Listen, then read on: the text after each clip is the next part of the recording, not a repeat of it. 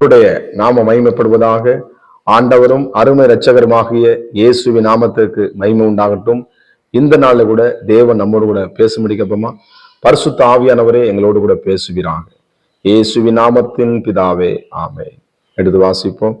எரேமியா 31 அதிகாரம், அதுல ஸ்தோத்திரம் 11 வசனத்தை கூட வாசிப்போம். கர்த்தர் யாக்கோபை மீட்டு அவனிலும் பலத்தவனுடைய கைக்கு அவனை நீங்களாக்கி விடுவிக்கிறார். கர்த்தருக்கு ஸ்தோத்திரம். யாக்கோபை மீட்டெடுத்த கர்த்தர் இந்த இடத்துல எழுதப்பட்டிருக்கிறது. யாக்கோபை மீட்டு, அப்ப நம்மளை என்ன பண்ண ஆண்டவர் இந்த பூமியிலிருந்து மீட்டெடுத்திருக்கிறார். நான் உன்னை மீட்டு கொண்டேன், நான் உன்னை பெயர் சொல்லி அழைத்தேன், நீ என்னுடையவன் என்னுடையவள் என்று சொல்லப்படுகிறது வேதத்துல. அப்பல ஆண்டவர் என்ன பண்றார்? நம்மளை மீட்டெடுக்கிற தேவன். 38 வருஷமா ஒரே இடத்துல கிடந்தவன மீட்டெடுத்தார் அல்லவா. அவன் வாழ்க்கை நினைச்சிருப்பான், வருஷமா 38 வருஷம் ஒரு இடத்துல இருந்திருக்கு, என் வாழ்க்கை ஆயுமா. இயேசு அவனை சந்தித்து அவனை மீட்டெடுத்தார். கர்த்தருக்கு ஸ்தோத்திரம். பேதுரு படகுலே நடந்து வரும் பொழுது அவன் என்ன பண்ணா, இயேசு கிறிஸ்துவ நடக்க கடல் நடக்கிறத பார்த்து பேதுரும் நடந்து வரான் தண்ணியில, அந்த கடல் மேல.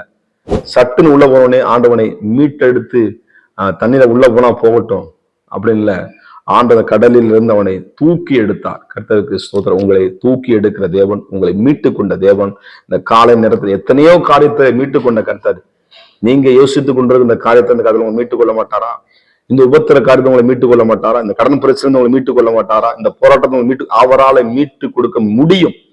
கர்த்தருக்கு ஸ்தோத்திரம். நம்மளை மீட்டு கொண்ட தேவனாகிறது. அது மாத்திரமல்ல, 2வது காரியம் சொல்லுது, பலத்தவனுடைய கைக்கு நீங்கள் நம்மளோட பலவான முந்தி கட்டாளுடைய உடைமைகளை கொள்ளவின. அப்ப நம்முடைய பலவானர்களை எப்படி அவர் என்ன பண்ணார்?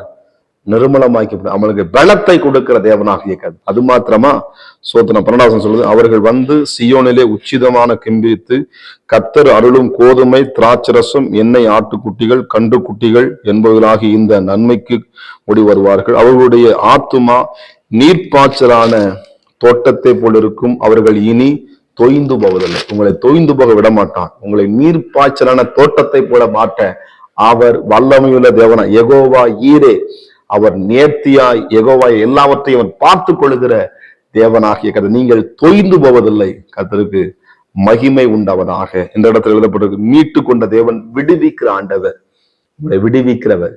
கர்த்தருடைய கரம் என்மேல் அமர்ந்திருக்கிறது என்று சொல்லப்பட்ட வார்த்தையின்படியாக எனக்கு அருமையா தேவ பிள்ளைகளே, ஆண்டவன் நீர்ப்பாய்ச்சலான தோட்டத்தை போல வற்றாத நீற்றை போல மாட்ட அவர் வல்லமை. இப்ப இருக்கிற நிலைமை அப்படியே இருக்காது. இந்த நிலைமை மாறும் நிச்சயமாக. கர்த்தர் வாழ்க்கையிலே பலத்த கிரிகளை செய்ய வல்லமை தேவனா. தாவீது நினைச்சிருந்தான், காட்டுக்குள்ளே இருந்து நினைச்சிருந்தானா, ஆனால் கர்த்தர் அவனுக்கு உயர்வை வைத்திருந்தான், ஒரு மேன்மை வைத்திருந்தார், ஒரு சிங்காசனத்தை வைத்திருந்தார்.